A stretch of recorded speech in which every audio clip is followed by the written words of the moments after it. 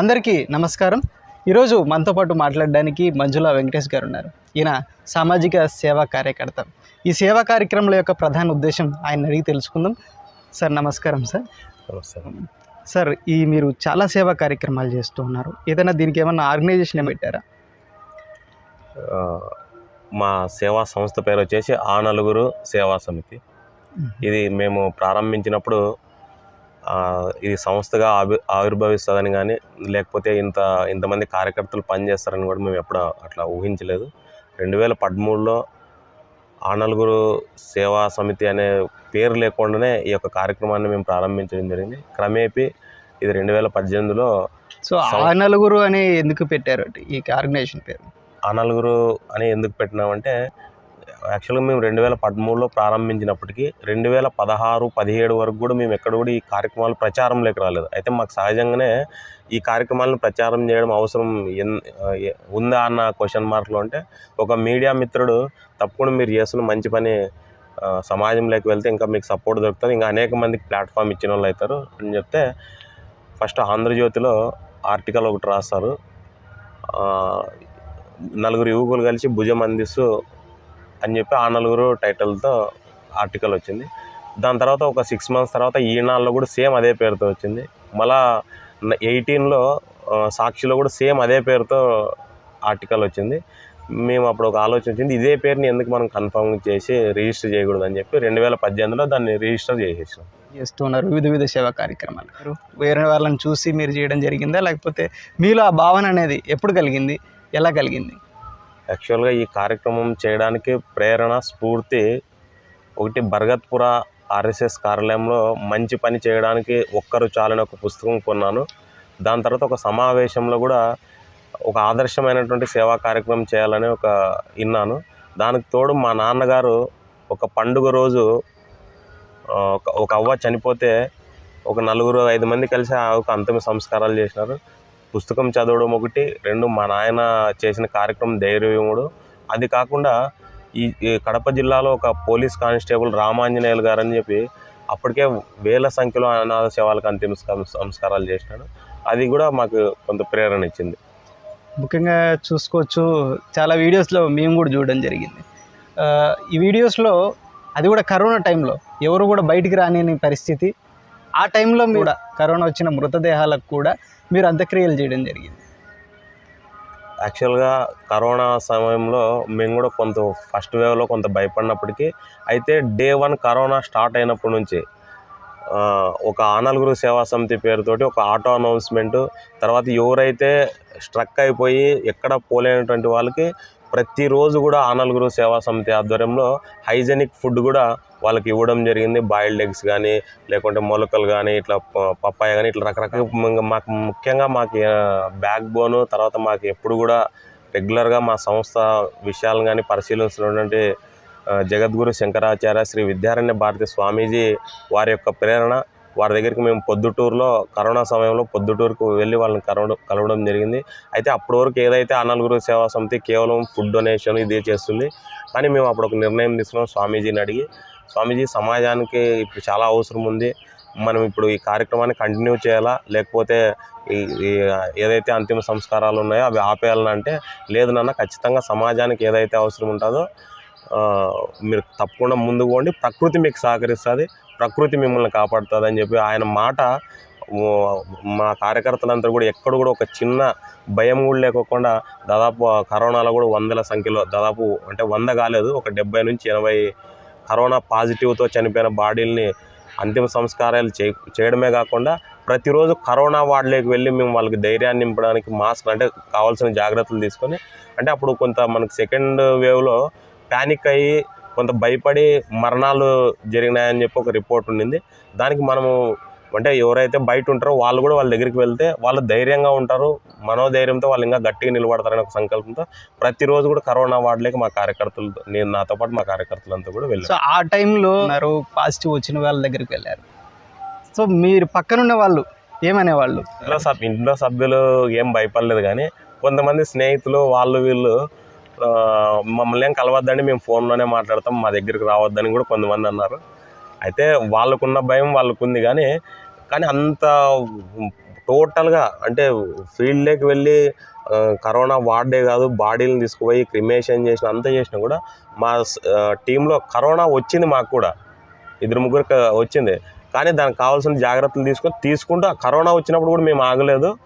అంటే మిగతా ఎవరైతే కార్యకర్తలో వాళ్ళు పని చేసినారు.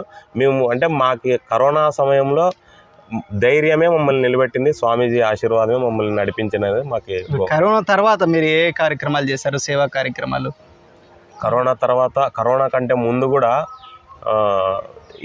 మామూలుగా ప్రభుత్వాన్ని ప్రశ్నించడం మన హక్కు అయితే సమాజానికి సేవ చేయడం మన బాధ్యతగా తీసుకోవాలని చెప్పి ఒక ఉద్దేశంతో ఎవరైతే అవసరం ఉంటుందో, అంటే అది ఆర్థిక సహాయం కావచ్చు, వారికి మెడికల్ సంబంధించిన ఖర్చులకు కావచ్చు, లేకపోతే ఆహార ధాన్యాలు కావచ్చు, వాళ్ళు ఉన్నటువంటి సిచ్యువేషన్లో నిజమైన సమస్య ఉందని మా దృష్టికి వస్తే ఖచ్చితంగా మేము స్పందించడం, పరిశీలించి వారికి అంటే కరోనా సమయంలో దాదాపు 460 కుటుంబాలకి నెలకు సరిపోయే రేషన్ ఇచ్చినాం. తర్వాత ఒక అవ్వ కుటుంబం కాలిపోతే ఒకటే రోజే మా కార్యకర్తలు అందరూ కలిపి రేకుల షెడ్ నిర్మాణం చేసి ఇచ్చినాం. తర్వాత ఒక 2-3 ఆపరేషన్లు చేయించినాం, లక్షల్లో ఖర్చు అయ్యేటివి. తర్వాత ఒక కార్యక్రమం కూడా విద్యారణ్య బాసట అనే కార్యక్రమం. ఎవరైతే నిరుద్యోగులు సొంతంగా వాళ్ళు ఏదైనా చిన్న వ్యాపారం, హోటల్ కానీ టైలరింగ్ కానీ ఇట్లా ఏదైనా చేయాలనుకుంటే వాళ్ళకి డబ్బు కాకుండా వాళ్ళకి ఏవైతే వస్తువులు అవసరాలు ఉన్నాయో, ఇప్పుడు గ్రైండర్ కావచ్చు, హోటల్ నడవడానికి సంబంధించిన సరుకులు కావచ్చు, ఇవన్నీ కూడా మేము దాదాపు 4 కుటుంబాలకి అందించడం జరిగింది. యాక్చువల్గా ఒక 4-5 సంఘటనలు అయితే ఒక 2 సంఘటనలు చాలా బాధ కలిగించినాయి. అంటే సమాజంలో ఇటువంటి వాళ్ళు కూడా ఉన్నారా అనేది కొంత భయంకరమైన వాతావరణాన్ని, అంటే మనుషుల్లో ఆందోళన కలిగించే విషయాలు 2 జరిగినాయి. ఒకసారి ఏమో కొత్త బస్ స్టాండ్ దగ్గర ఒక ముషావిడ అంటే పొరపాటున ఈ ఊరికి వచ్చి అక్కడ 2-3 రోజుల నుంచి ఒకటే టైలర్ షాప్ ఎదురుగా నిలబడిపోయింది. ఆమెకి డబ్బులు ఇస్తున్నారు, తినడానికి పదార్థాలు ఇస్తున్నారు, కానీ ఎవరు కూడా ఈమె ఎవరు, ఎందుకు ఇక్కడ ఉందని ఎవరు. కానీ అక్కడ ఉన్నటువంటి టైలర్ షాప్ ఓనర్ మాకు ఫోన్ చేస్తే మేము వెంటనే ఆమెను తీసుకొని ఆమెను తీసిన వెంటనే మాకు ఒకటి అనిపించింది, కాలు ఫ్రాక్చర్ అయిందన్నట్ల, కాలు చేయి ఫ్రాక్చర్ అయిందన్నట్ల అనిపిస్తే వెంటనే ఆర్థో డాక్టర్, మన లైఫ్ లైన్ డాక్టర్ జిలాన్ గారికి ఫోన్ చేసి వారు కూడా ఫ్రీగానే ట్రీట్మెంట్ చేసినారు. తర్వాత ఆమెను తీసుకుపోయి ఓల్డేజ్ హోమ్లో 2 రోజులు పెట్టినాం.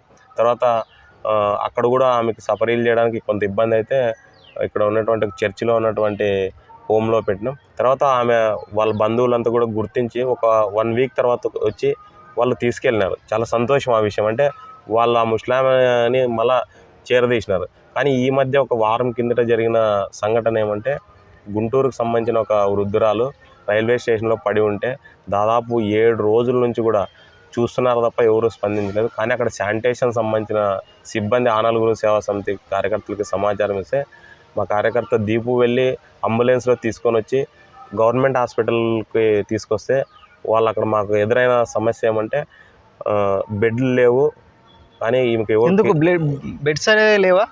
అంతమంది రోగులు ఉన్నారా ఆసుపత్రుల్లో ఆ రోజుకి? అదే మాకు ఆ రోజు కలిగిన బాధ ఏమంటే, ఒక నిరాశ్రయులకి, అభాగ్యులకి ఏదైతే అవకాశమో లేకుంటే వైద్యమో ఉచితంగా వాళ్ళకి షెల్టరో ఇవ్వాల్సిన ప్రభుత్వంలో పనిచేసే వాళ్ళు కొంతమంది అంటే డ్యూటీ అయిపోతే చాలని చెప్పి సిచ్యువేషన్లో పోయినారు తప్ప కనీసం మానవతా దృక్పథంతో ఆమె కొంత ట్రీట్మెంట్ ఇద్దామని ఎవరు కూడా ముందుకు రాలేదు. కానీ కొంత మా ప్రెజర్ వల్ల 2 ఇంజక్షన్లు వేసినారు. కానీ ఆమెకి ఎవరు కేర్ టేకర్ లేరు కాబట్టి మేము తీసుకోమని కరాఖండికి చెప్పేసినారు. చాలా బాధ అనిపించింది. అయినా తప్పనిసరి పరిస్థితుల్లో ఆమెను మేము వదిలిపెట్టలేం కాబట్టి మళ్ళీ రాత్రి రైల్వే స్టేషన్కి తీసుకెళ్ళి అక్కడ పెట్టి మార్నింగ్ ఒక పారామెడికల్ ప్రాక్టీషనర్ని తీసుకొచ్చి అక్కడే రోడ్డు మీదే సెలైన్ బాటిల్ పెడితే ఆమె సాయంత్రం కల్లా రికవరీ అయింది. దాన్ని చూస్తే మీరు చేస్తున్న సేవా కార్యక్రమాలు సమాజంలో చాలామంది యువత ఈరోజు వాళ్ళ తల్లిదండ్రులని పట్టించుకోలేని పరిస్థితి. అది ఒకవేళ చెప్పాలన్నా కూడా కంట్లో నీళ్ళు వస్తున్న పరిస్థితి మనం చూడొచ్చు, ఎదుటి చూస్తూ ఉన్నాం. వాళ్ళకు మీరు ఏం చెప్తారండి? ప్రస్తుతం ఉన్నటువంటి యువకులకు మంచి విషయాలు చెప్పేవాళ్ళు తక్కువైనారనిపిస్తుంది నాకు. ఎందుకంటే ఇప్పుడు మా కానాలుగుల సమితిలో ఉన్న వాళ్ళంతా కూడా యువకులే.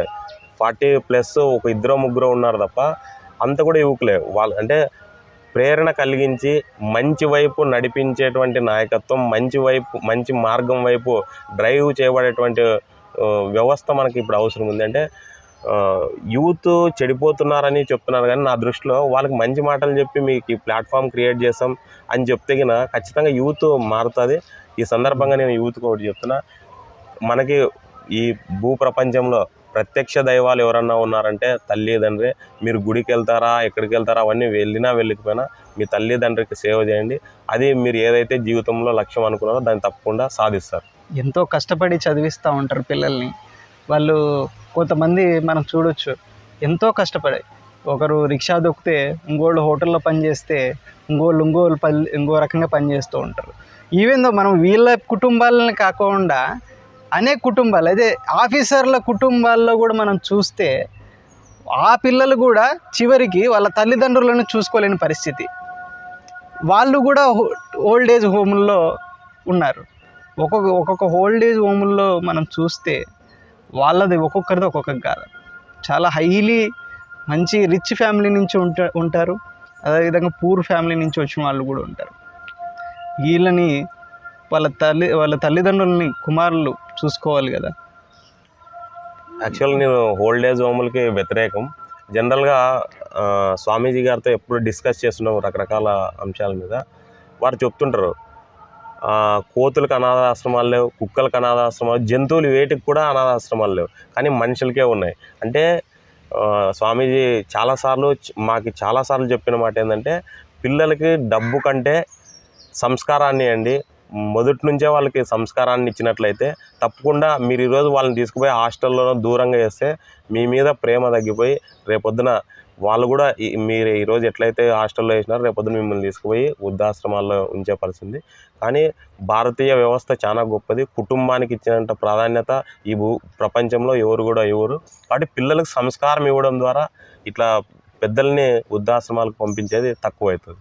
ఓకే, నా భావన ఏంటంటే, పిల్లలకు ఏదైతే మనం దానగుణం నేర్పిస్తామో అది పెద్ద అయ్యాక కూడా తల్లిదండ్రులకు చూసుకోవడానికి ఉపయోగపడుతుంది. ఏదైతే దానగుణం లేకపోతే వాళ్ళ తల్లిదండ్రులకు కూడా అన్నం పెట్టాలన్నా కూడా ఆలోచిస్తారు అనేది నా పరిస్థితిని చూస్తే ఈ ఆలోచనలు వస్తూ ఉన్నాయి. యాక్చువల్గా మా స్కూల్ గేట్కి ఒకటి నినాదం రాసి ఉంటాం మేము. అంటే మీకు స్కూల్ కూడా ఉందా? స్కూల్ ఉంది, విద్యారణ్య ఇంగ్లీష్ మీడియం స్కూల్ ఉంది. దానికి నేను కరెస్పాండెంట్. అక్కడ పిల్లలకి సంస్కారం ఇస్తే వాళ్ళు ఎంతెత్తుకైనా ఎదుగుతారు. కేవలం డబ్బు మాత్రమే ఇస్తే ఆ డబ్బుని నిలబెట్టుకోలేరు వాళ్ళు. కాబట్టి సంపదన కంటే సంస్కారాన్ని ఇవ్వండి అనేది మా స్కూల్ గేట్ ముందే బోర్డు ఉంటుంది. కాబట్టి సంస్కారం అనేది మనం పిల్లలకి ఇచ్చినట్లయితే డెఫినెట్గా వాళ్ళు, అంటే మీరు అన్నట్ల సేవాగుణం ఇంటి నుంచే మొదలు కావాలి. తల్లిదండ్రులు నేర్పించాలి, తల్లిదండ్రులకు చిన్నప్పటి నుండి నేర్పించాలి. కాబట్టి దానం చేయాలంటే కేవలం డబ్బు ఉండాల్సిన అవసరం లేదు. ఫస్ట్ నేను ఈ సందర్భంగా మీ ఛానల్ ద్వారా విజ్ఞప్తి ఏమంటే, సేవ చేయాలంటే కేవలం డబ్బు ఉండాల్సిన అవసరం లేదు, ధనం ఉండాలా, నాకు ఇంత సంపద ఉంటే నేను సేవ చేస్తాను. మన ఏమి లేకున్నా రక్తదానం చేయొచ్చు, 3 ప్రాణాలను కాపాడచ్చు, దానికి ఏం డబ్బులు అవసరం లేదు. ఇట్లా మనము ఒకరికి ప్రేరణగా నిలవాలంటే మనం సేవ ప్రారంభించాలి. అది ఇంట్లో నుంచే మొదలు కావాలి. చాలామందికి అపోహలు ఉంటాయి, రక్తదానం చేస్తే తిడుతుంటారు పిల్లల్ని, నువ్వు ఎందుకు ఇచ్చినావు రక్తము అట్లా ఇట్లని. ఏం కాదు, అది సహజంగా 120 రోజులకి మన శరీరంలో పుట్టే రక్త కణము నిర్వీర్యమవుతుంది, మళ్ళీ కొత్త రక్త కణం ఇవ్వడం ద్వారా సమాజానికి మేలు జరుగుతుంది, నీకు కూడా మేలు జరుగుతుంది. ఎప్పుడైతే సమాజం నుంచి తీసుకోవడం కాకుండా ఇవ్వడం కూడా నేర్చుకుంటే మంచి అభివృద్ధి, మంచి లక్ష్యం వైపు వెళ్తారనేది నా ఆలోచన. సో మీ దగ్గర ఉన్న పిల్లలకు, మీ దగ్గర ఉన్న యూత్కు ఏం చెప్తూ ఉంటారు? మీరు వెళ్తూ ఉంటారు కదా సేవా కార్యక్రమాలకు, ఏం చెప్తూ ఉంటారు? మీ స్వామీజీ కూడా వస్తూ ఉంటారా మీతో పాటు? తప్పకుండా ప్రతి సంవత్సరం ఆయన ఏదో ఒక కార్యక్రమంలో ఆనలుగురు సేవా సమితి కార్యక్రమాల్లో తప్పకుండా పాల్గొంటారు. కానీ ఎప్పుడు మేము మా కార్యకర్తలకు కానీ మా స్వామీజీ ఒకటే చెప్తుంటారు, పరోపకారాయ పుణ్యాయ పాపాయ పరపీడనం. ప్రజలకి మంచి చేస్తేనేమో మంచి, చెడు చేస్తేనేమో చెడు. చిన్న ఉదాహరణ ఏమంటే, మనం పొద్దున్న నుంచి మంచిగా ఆలోచిస్తే మనకి మంచి రిజల్ట్ జరుగుతుంది, పొద్దున్న నుంచి సాయంత్రం చెడుగా ఆలోచిస్తే చెడు. అంటే సమాజం, ప్రకృతి చాలా గొప్పది.